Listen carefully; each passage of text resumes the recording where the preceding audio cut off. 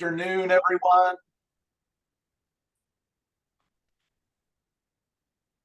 Looks like we have a bunch of participants rolling in, so we'll give them a few more minutes, Jason, and let everyone get situated. Sure.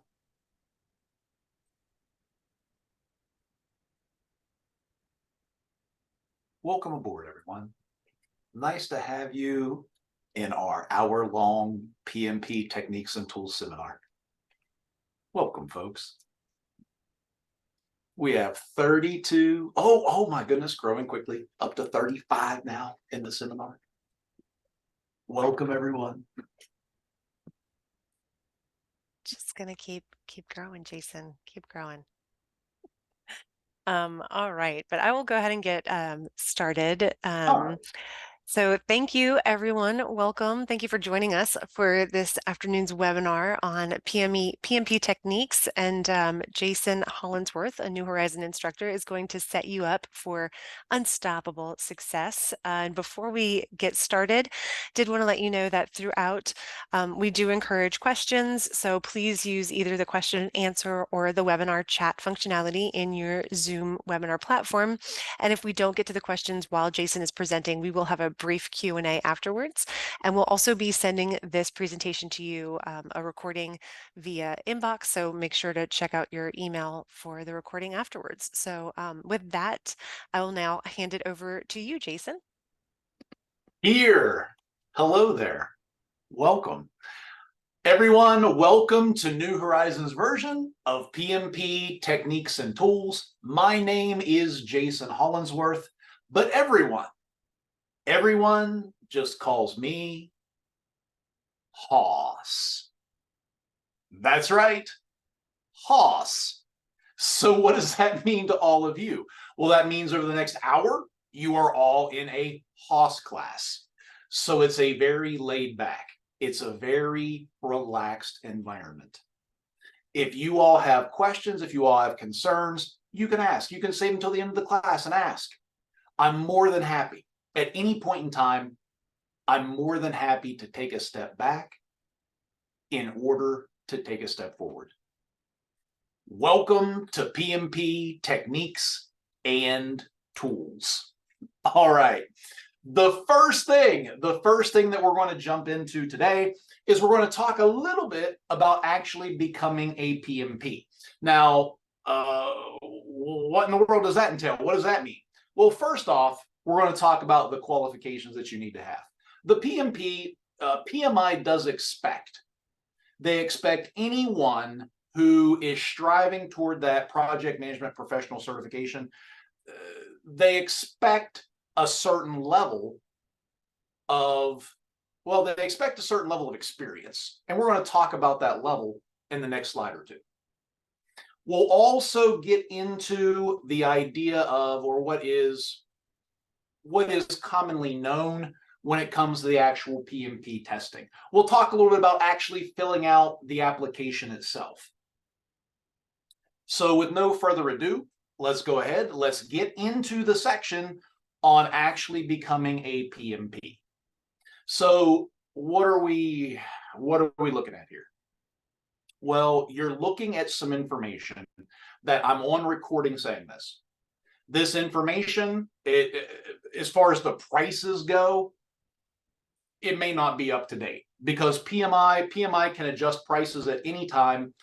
If you're looking for the most updated, most accurate information in regards to pricing, you will have to visit pmi.org. I'm going to write that on the top right-hand corner of the slide because this is really where all the magic happens. It's pmi.org.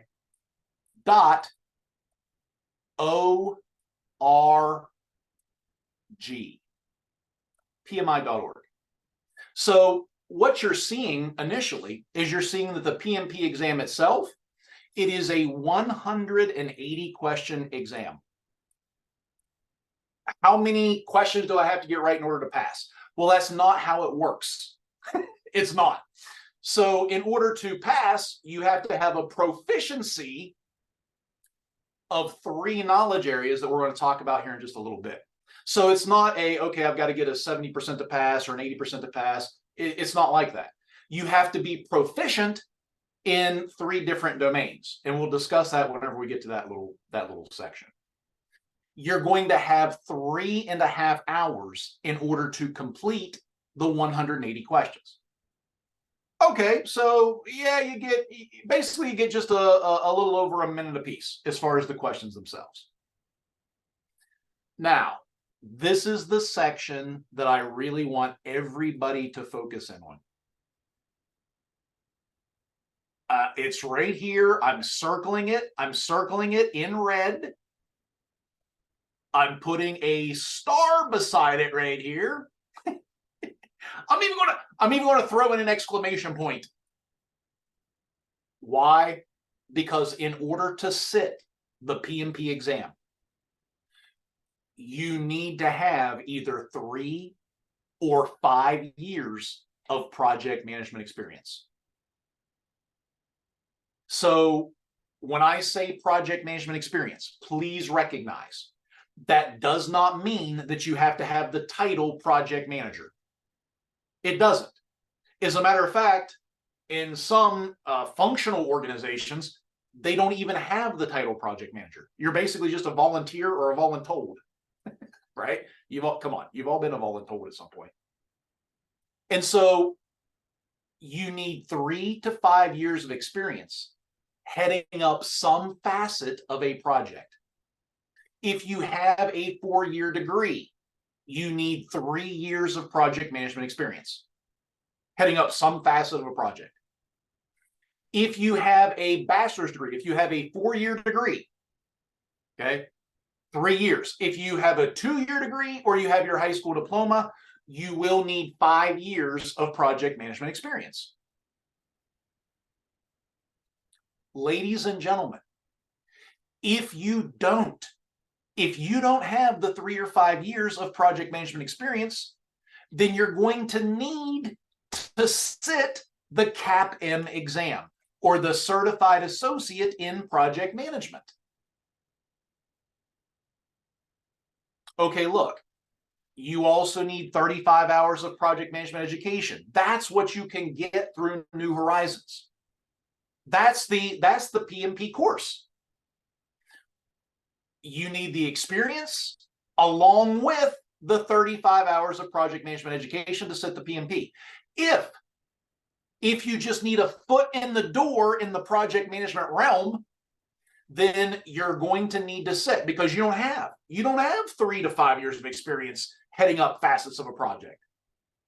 If that's the case, you've got to sit the CAPM, the Certified Associate in Project Management. Laura, as long as you are heading up some facet of project management experience. And here's what I mean by that, or some facet of a project. So if you can honestly, keyword being honestly, if you can honestly put on your application that, okay, yeah, as a matter of fact, in my administrative management role, I had numerous experiences as far as leading and directing different project efforts, but they were truly leading and directing those efforts. So I don't know, maybe you were part of your team heading up, or you heading up a team and writing out the project charter.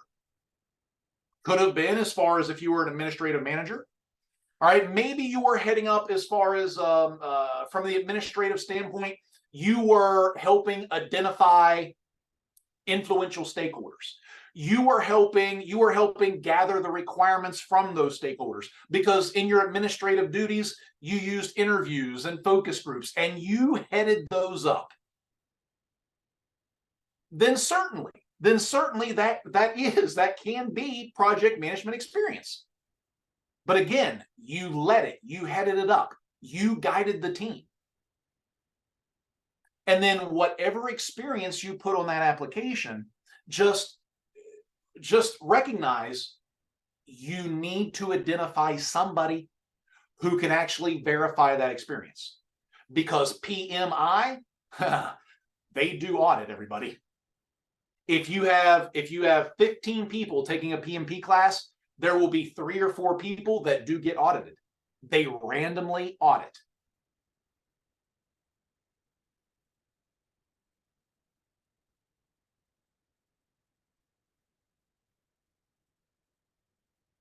Okay.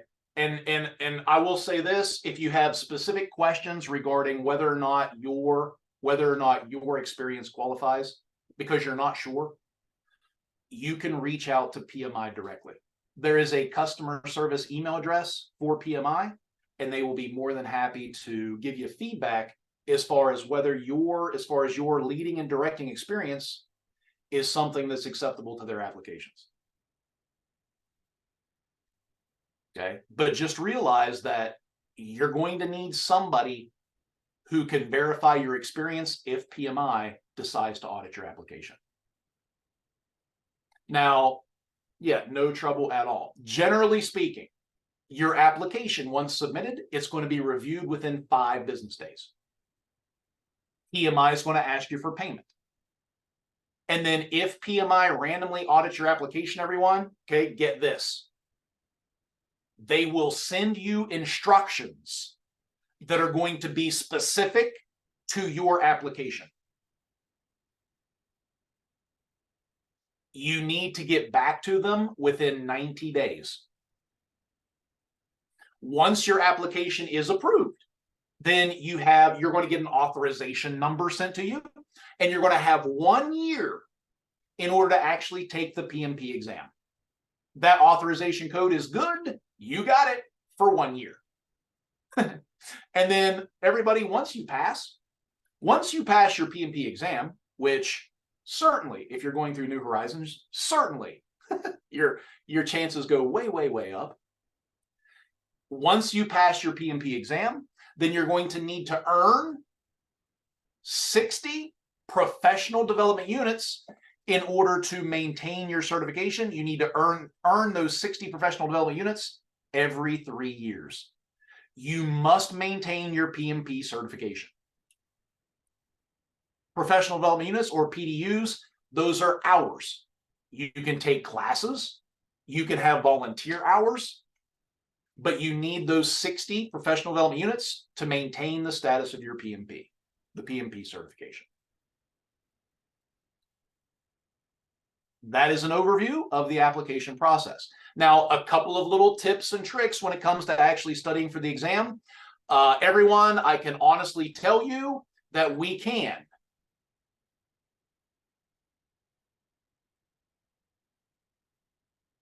Is there a fee? Is there a fee for every 3 years? Katrina, you will have a fee to renew your certification. Oh, you better believe it. There will be a fee to renew your certification. There will be a renewal fee. PMI, right? PMI has to well, they've got to make theirs. There will be a fee. Now, as far as all of you, I will say you are taking the PMP exam at the right time. Wait, what? Yeah, I'm serious. You're taking the PMP exam at the right time. So I just X'd out this whole idea of wanting to test within a month or less and you need all this study time. And I'm just going to be completely honest with you as far as the PMP exam at this point. If you study 6 hours a week, 6 hours a week for 2 to 3 weeks, and you study the materials that we give you in class. Okay, that's a 6, by the way. I'm just horrible drawing with my mouse. So if you study 6 hours a week for 2 to 3 weeks, you really shouldn't have any trouble. Really shouldn't have any trouble with the PMP exam. Why am I saying this? Because, ladies and gentlemen, the PMP exam has never been easier to pass, and that is the truth of the matter. Based on the new materials that we're seeing out there. Eric, I hope that answers your question. Based on the materials that are now out there, the PMP exam it is all based off of the PMP 7th edition, the PMBOK Guide 7th edition, the Agile Writer book, and then also a book that's called Process Groups, a Practice Guide. You are given notes in class that will allow you a much easier time.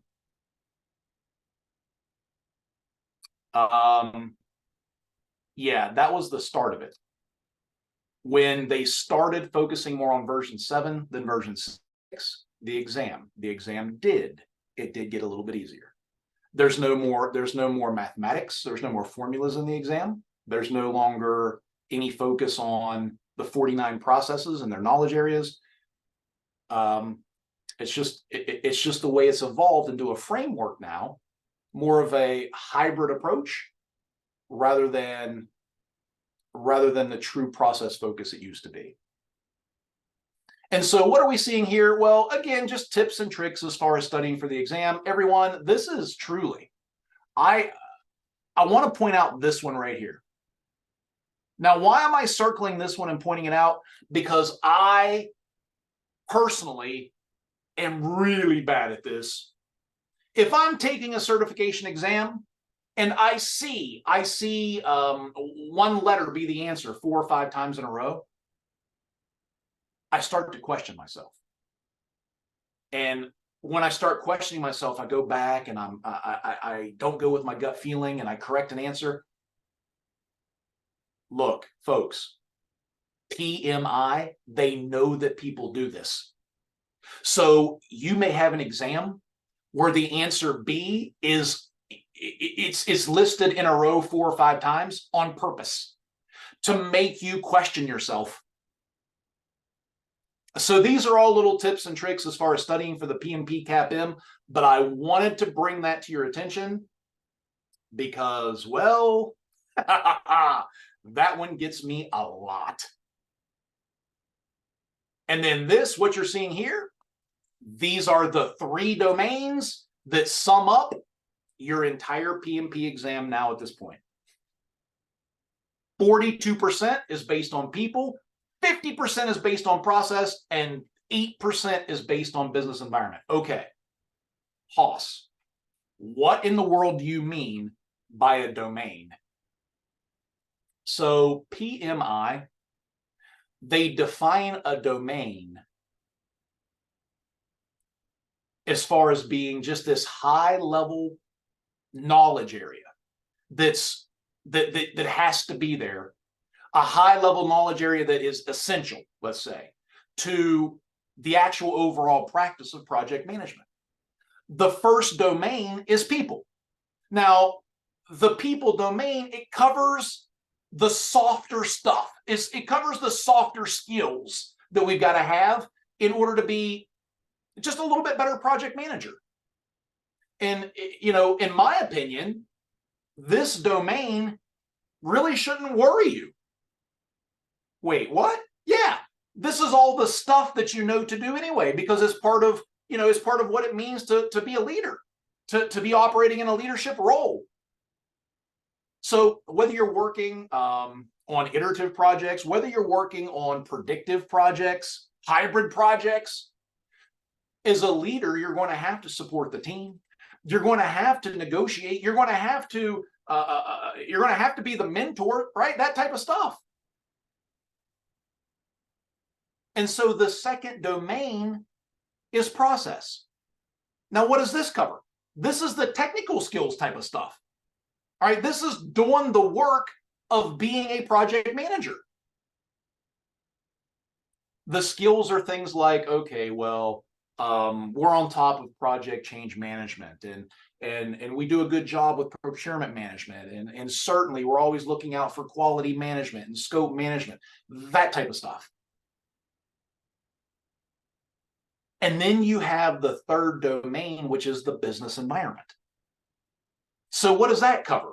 All right, well, how do we run projects within the context of our company, of our organization? Well, what in the world does that mean? Well, number one, do we spend any time at all as far as reviewing the external influences on our project scope? Right? Are we aware of what's happening in the wider business environment so that we can adjust the project accordingly. Compliance. So we're making sure that the project meets regulatory and compliance requirements.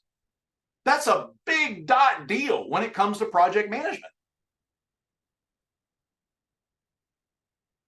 What about the fact that an organizational change of some type was likely involved in generating this project to begin with? Does the project actually support organizational change? These are some of the things that you're going to see when it comes to the actual business environment. All right, now, traditionally, what we saw in project management is we saw a lot of predictive methods, a lot of plan-based predictive. Well, yeah, we've transitioned to more of a hybrid approach many organizations have at this point, but to kind of get an idea of a hybrid, we need to know what plan-based predictive is. And what this slide is doing is laying out some of the planning processes. Planning processes for scope, planning processes for schedule, for cost. And I'm going to draw a triangle at the bottom of the slide. Because some project management books,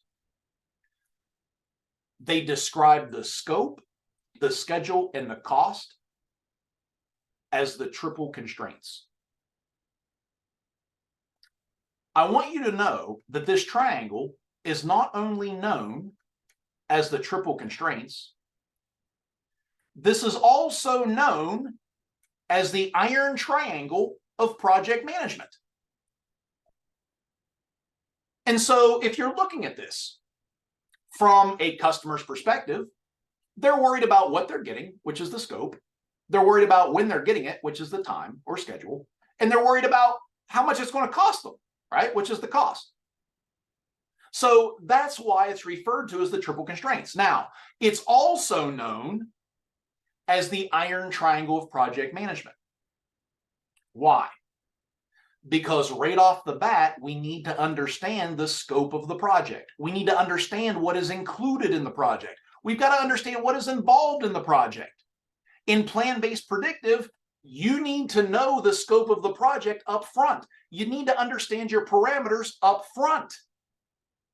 And then based off of that scope of work and the resources that you have available, the project should take this much time. And you set the second baseline. So you've got a baseline for scope, and then based on the resources you have available and the scope of work, the project should take this much time, and you set a baseline. Now, based on that scope of work, utilizing this many resources over this amount of time, the project should cost this much. And again, you set another baselines. Those are the three baselines that you monitor and control from in predictive plan-based project management. Those are the three. Now, please understand that if the scope of work changes, if the scope of work increases, let's say, that is going to affect at least one of the other two baselines. Normally, it's going to affect both. But if you cannot extend your schedule to accommodate the additional work, then at very least, you're likely going to have to increase your budget in order to what? In order to lease faster equipment, in order to bring in more human resources, in order to quicken the pace. Why am I telling you all this? Because, ladies and gentlemen, you're trying to monitor and control, you're trying to track variation between planned and actual. You're trying to track variation of productivity. What you do not want to track is you're not trying to track variation that's caused by change. Because you can't help variation that's caused by change.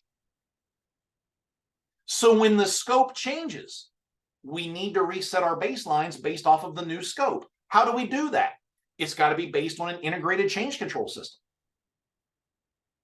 That's plan-based predictive, everybody. That's your iron triangle of project management.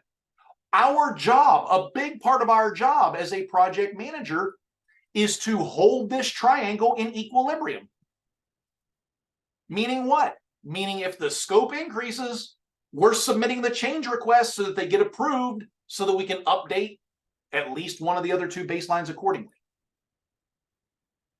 And then there was a long-running joke, honestly, that if a customer comes to you and they lock down the scope, the schedule, and the cost, and they didn't get any input from the project management team, then the project manager should be able to look at these customers and say, all right, quality, fast, cheap. Pick any two.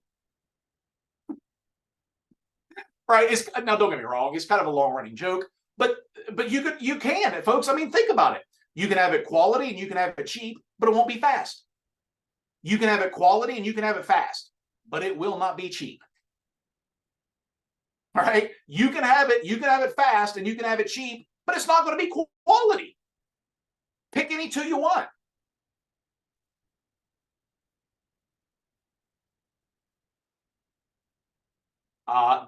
Dewana, that is all taste and preference. If it were honestly, it's all taste and preference. It's going to be proctored the exact same way. I personally like going to the Pearson VUE testing centers. Some of you may prefer taking it online. That truly is, and I know that sounds like a cheap answer, Dewana, but that truly is. It's all taste and preference. Yep, I like them. That's my preference as well. And so when you're speaking about scope, the defined scope process, this really generates, what it looks to generate is your project scope statement. And so you've got four major pieces in your project scope statement. You've got your product description, right? Here's a description of the product, the service, the result that you're looking to produce. One of the major factors is your deliverable. The deliverables in your scope statement, these will list those tangible, those verifiable, those portions of that product, service, or result, the capabilities that you need to block to have that deliverable approved or denied. So how many ever deliverables you have, they're all listed in the scope statement. Some of your projects might have 3 deliverables. Some of them might have 30. Some of them might just have 1, and it's the end unique product or service at the end of the project. But whichever way you go with it, it's got to be in the scope statement. And then you also have the acceptance criteria there. Now, what about this acceptance criteria? Those are the required conditions that those deliverables have to meet in order to actually be accepted by governance, to be accepted by senior level leaders, to be accepted by a product owner, so to speak. Those are your acceptance criteria. They've got to be in your scope statement. And then the last piece that you see there is, okay, our team. We know that there's going to be some work that is absolutely not included in this project. As a matter of fact, it's very clear that this will not be included in the project. Okay, put it into an exclusion section in your scope statement so that via that statement, we understand exactly what is going into and what is not going into the project itself. And then everyone, as you start to get a better understanding of your overall scope and what it is you need to produce, then you're likely going to have to update some of your project management documentation. Because sure, I mean, as you're trying to figure out the actual scope, you might be adding some things, you might be modifying some things. Maybe you're deleting some stuff. Okay, could be. If that's the case, it's got to be reflected in your project management documents. And then once you have that scope statement with your deliverables clearly listed, then we decompose the deliverables. That's why there's such a big piece of that scope statement. We're breaking down the deliverables, or we're decomposing those deliverables into what? into actual portions of work. And if we do a good job with this, if we have significant decomposition in our deliverables, then our team will, well, it's going to make it easier for them to start planning all the other project aspects, because we've broken the deliverables down now to the actual work. They can start planning the schedule now. They can start planning the costs. They can start planning the resources and the quality. And this is the key to this, everybody, and why you would create a WBS, because they can break this down and they can start estimating now with reasonable accuracy. Because you're not just trying to estimate this huge body of work. No, it's broken down now to a work package level. And so really your work breakdown structure, this is a critical project management document that you're seeing here. A lot of the time you just have a project, and the project is decomposed to phases. The phases are decomposed to the major deliverables, and the major deliverables are decomposed to what's referred to as work packages. And then the work packages, those are the lowest level of your work breakdown structure. Okay, later on down the road, we talk about defining activities, when our project management team then grabs those work packages and we decompose those to the actual activity level, where we can assign activities accordingly. It doesn't matter how you set your work breakdown structure up. It doesn't, right? You might decompose your project into phases. You might decompose it straight to deliverables. It doesn't matter really how you set it up, as long as you follow the 100% rule. What in the world is the 100% rule? That means that your work breakdown structure should capture 100% of your project work. The team's going to perform all the work. They're going to produce all the deliverables that are shown in that work breakdown structure, and nothing more. Unless you get, a change request approved. So the 100% rule also implies the importance, really, of fully capturing all the lower level work when you're decomposing a phase or decomposing a deliverable in the WBS. Because if you don't do it, if you don't capture all the work, it's going to affect your estimates. You're going to have less accurate estimates as far as schedule and cost. All different types of factors.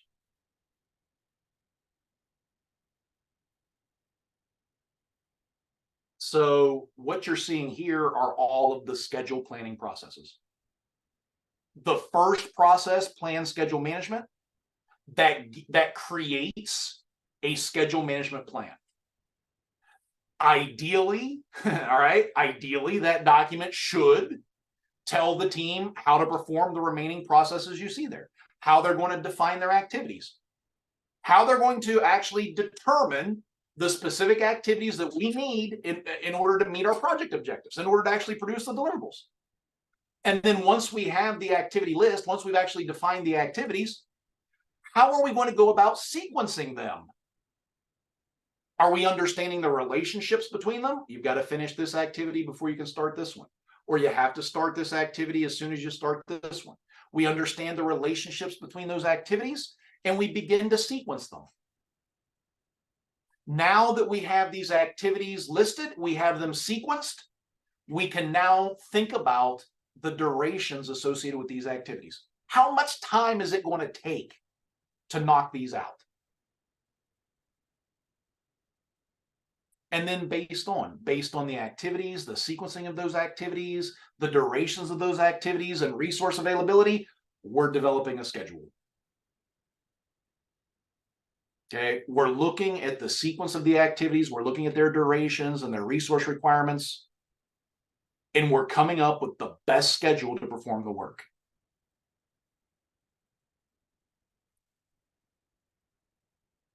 This little network diagram that you're seeing here, yep, as you can see, it only has 3 activities. That's it. Why is this only showing 3 activities? Because we want you to be well aware of what is referred to as critical path. This is big. This is big in project management. So what you're seeing at the top, you're seeing activities A and B. Both of those activities have a 5-day duration. And both of those activities are linked with a finish to start relationship.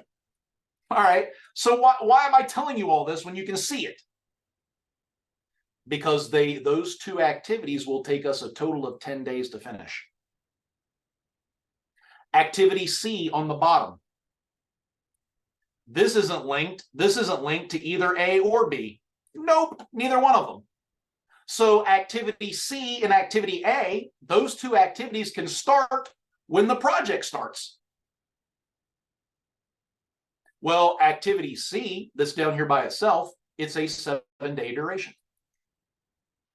Now, recognize, folks, that activities A and B, those activities are critical. They're critical. Meaning what? Meaning those 2 activities set the entire duration for this tiny little project. This is a 10-day project.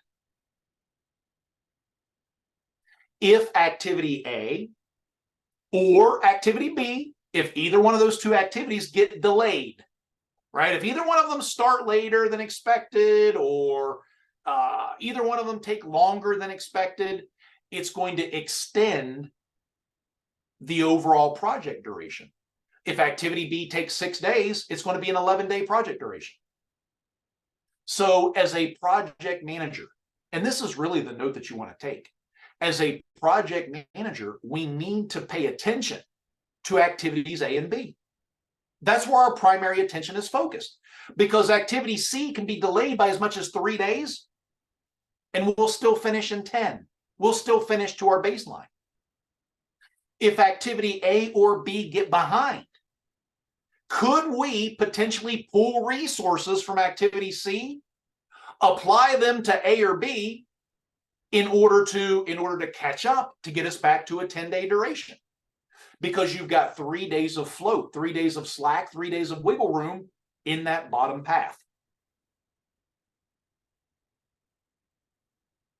As a project manager, folks, you really do need to know where your critical path lies.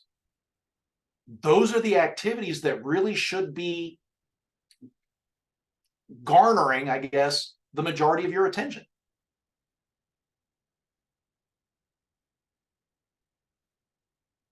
And then the estimate activity resources, all right, these processes, what they're going to do is they're going to determine what you see there as far as the types, the quantities, the attributes of the resources that are required to actually perform the project. The note that you want to take here, everybody, really, is that your resources fall into 2 fairly general categories: human resources and physical resources. And our team needs to identify the attributes of both types of resources in order to kind of maximize the likelihood of actually getting the appropriate resources to complete the work. So when we're looking at human resources, when we're looking at physical resources, what's the productivity of these resources? What's the expertise of these resources?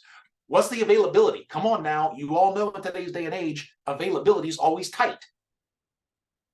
What's the availability? What's the capability and usability of these resources? And just realize the reason that I'm packing all these slides together when it comes to scope, when it comes to schedule, when it comes to resources, is because all of these they've got to be performed in extremely close conjunction. They do, because think about it. The resource types, the quantities of resources, those are going to affect your activity durations. If you can put more resources onto an effort-driven activity, it'll shorten the duration.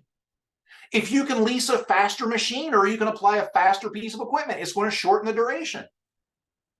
The types of resources, the quantities, they absolutely affect your duration estimates. That affects the corresponding project schedule. And then the resource types and quantities, that directly relates to cost. More experienced resources, higher quality equipment and materials, yeah, they're going to cost more.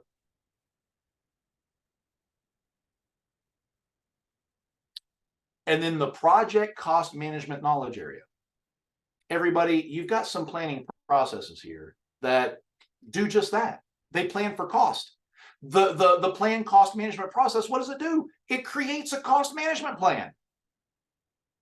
How is our team going to perform the estimate cost process? How are we going to estimate the actual financial resources that's going to be required to knock out this work with the resources we've assigned? And then what we do is we take the estimates for all these activities as far as their resources across certain durations, and we just aggregate them. We roll them up. In order to do what? In order to estimate an overall budget. We consolidate all of those estimated costs for performing the work. So everybody, that is an overview of scope, time, resources, and cost. That is predictive.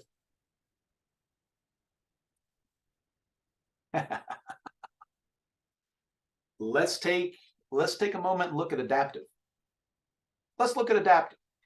So in adaptive, these are the values associated with agile. You're seeing software development, but I assure you, agile is not just for software development anymore. It's used in all business sectors.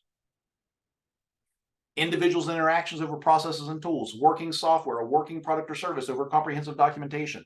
What is all this? Okay, Hoss, what does all this boil down to? Well, check out these 9 columns. So the first column that you're seeing here is a product backlog. What is your product backlog? This is where all of the features that you need to develop. This is where all of those features, all of the characteristics we need to develop, they're going to be listed right here in the product backlog.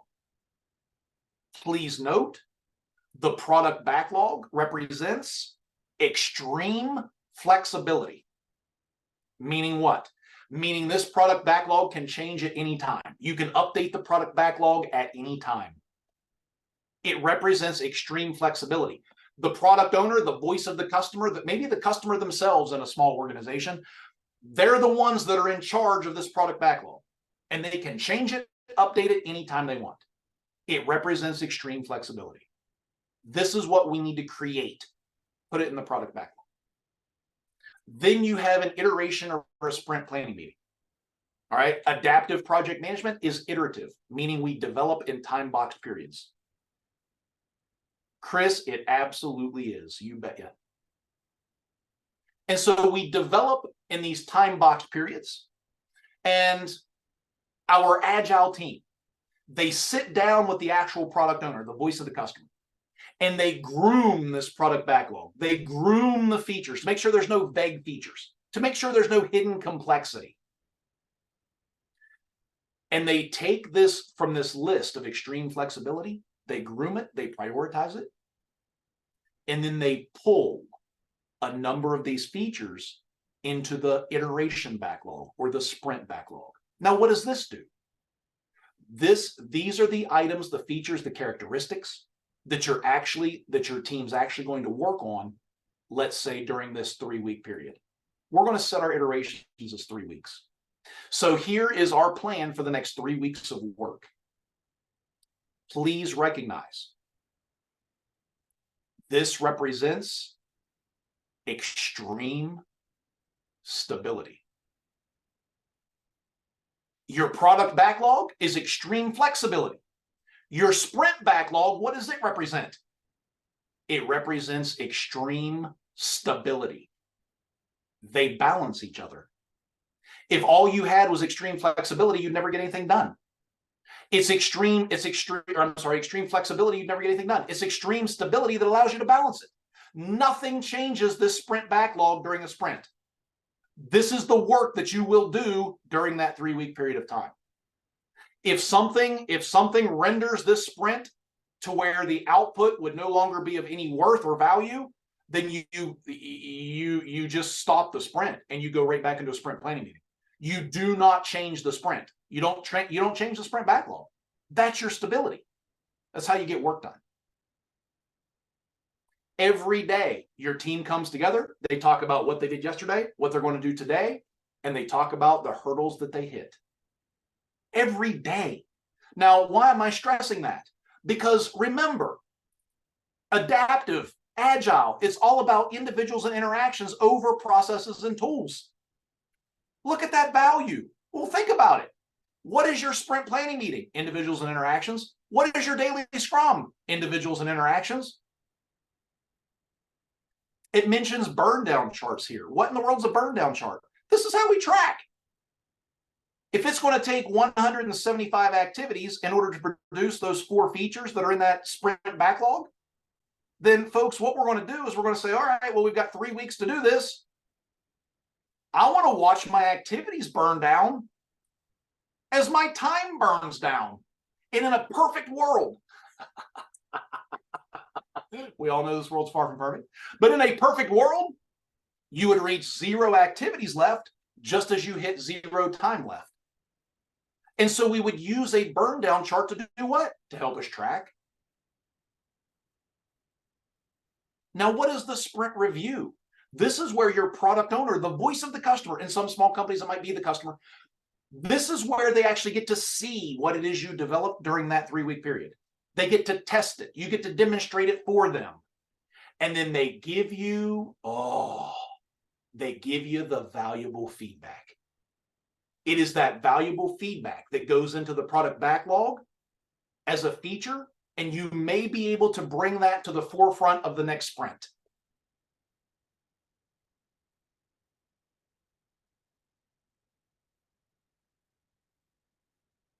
And then you have your sprint retrospective, where the team comes together, and again, it's individuals and interactions.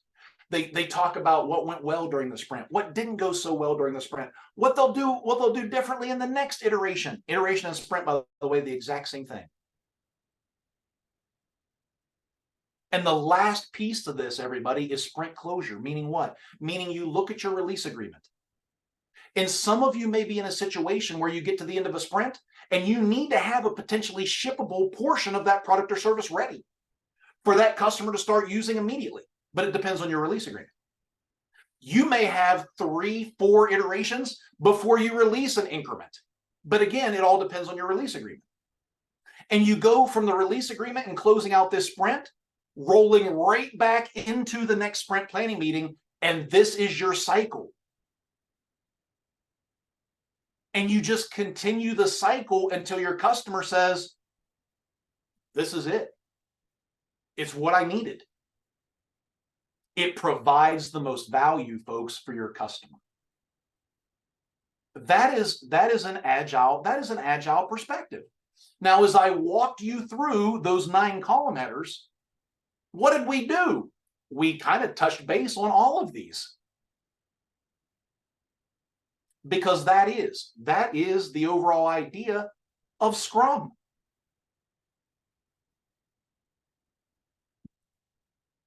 Okay. What are we seeing on this particular slide? I'm going to circle a couple of these. I'm circling requires culture change. I'm circling requires significant management support.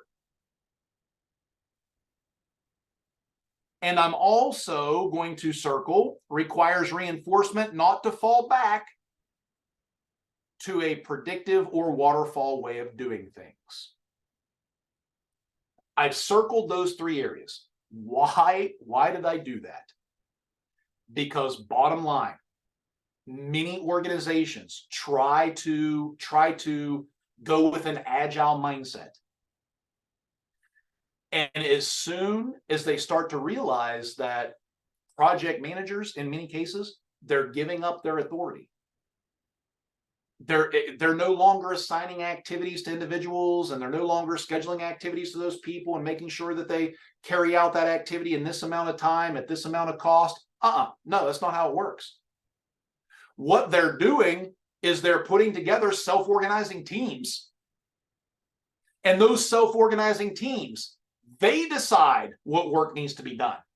They decide when that work will be done, as far as what iteration or what sprint. You don't have, everyone, if you'll notice this bullet point, you don't have that instant gratification that's given to senior level managers as far as saying, here's the project management plan, here's the schedule, okay, here's what we plan on having done and when. It's completely iterative, and things can change at any time. As a matter of fact, in a plan-based predictive project, if you understand the parameters of your project, go plan-based predictive with it. If you're not sure what the parameters are, or if you're in an ever-changing environment, your better fit is going to be agile, because you don't have all that upfront documentation. And yes, your senior level managers may feel that it's incomplete. And ladies and gentlemen, there's always a learning curve. There is. So before you get really used to it, it can be hard to predict costs. It can be time consuming. And in many cases, project governance really doesn't like to see that. And so what happens? We end up transitioning back to a waterfall or a plan-based predictive type approach.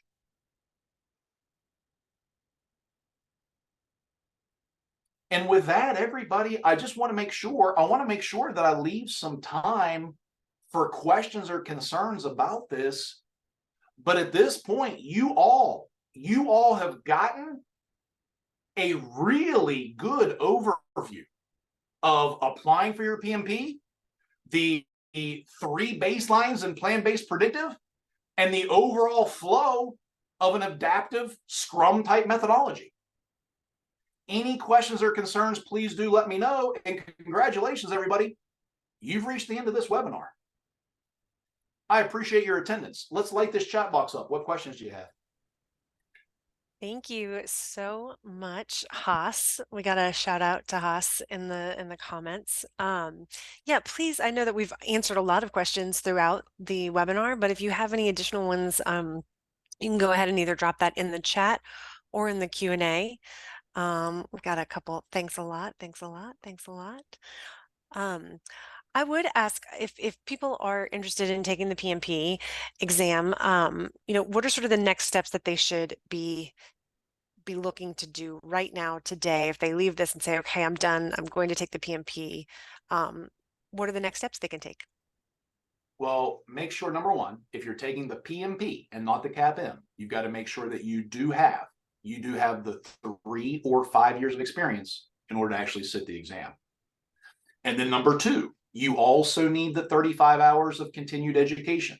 And yes, New Horizons absolutely offers the 35-hour class, and it is a good course. It's a good solid course to make sure that you have the materials you need in order to perform well during the exam. I think this is a good question. Does the PMP cover the agile workflow in the exam? As a matter of fact, what we're finding is that the PMP exam now is about 50% the PMBOK Guide 7th edition, and it's about 50% this agile practice guide. So agile is becoming a bigger part of the PMP exam, and you will need to have a really good understanding of this agile practice guide, which does include a lot of really good tips and tricks as far as the overall flow of different agile methodologies. And then we also got a question, if you have a 4-year degree and you've taken the CAPM, does that count? Does that make you qualified for the PMP exam? You still have to have the experience. You need 3 or 5 years of experience. The CAPM exam ideally is what you'll use to get your foot in the door in project management, so that you can gain that experience you need to sit the PMP.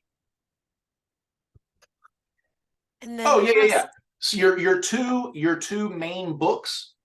Now there's going to be 3 as of right now that you're going to receive via the courseware if you would sign up for a New Horizons class. But the 2 main books that you will need are the PMBOK Guide 7th edition and the Agile Practice Guide.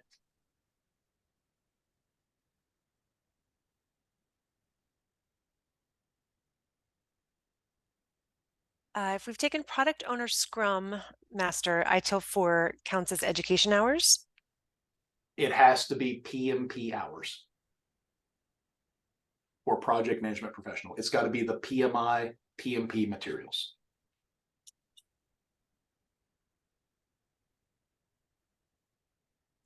Great, so much information.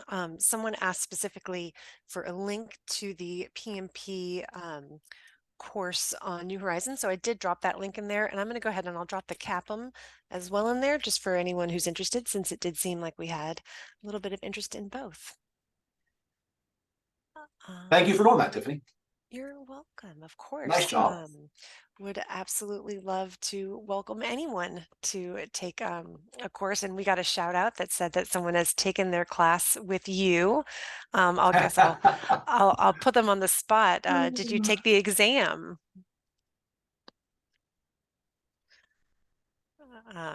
Would love to know about that and how the exam went. Great. Well, these were great questions, really great presentation. And I know you actually have to get back to teaching. So we will let you go. Thank you so much, everyone. And as I mentioned, this will be sent to you. And so keep an eye on your inbox for the recording. And we look forward to hopefully having you in class. And thank you so much, Haas. Have a great day. Appreciate you, Tiffany. Thank you. Bye, Bye-bye. everybody.